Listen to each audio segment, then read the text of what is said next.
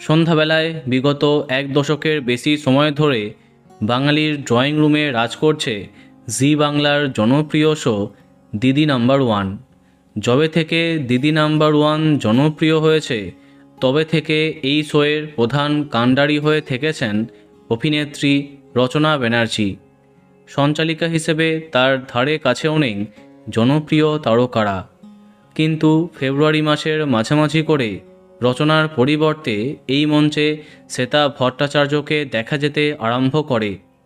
প্রেম দিবসের বিশেষ পর্বেও শ্বেতাকে সঞ্চালিকার পদে দেখা যায়।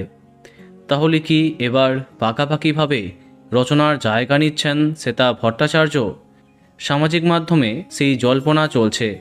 আসলে শ্বেতার শেষ ধারাবাহিকটি শেষ হয়ে যাবার পরে অনেক দিন পর্দার বাইরে ছিলেন।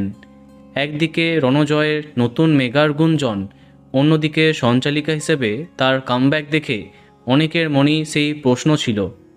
এবার সবটা পরিষ্কার করলেন নায়িকা নিজেই।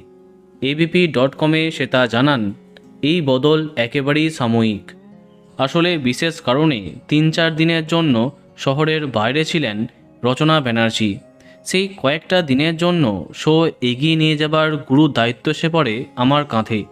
সত্যি বলতে ভয় করছিল।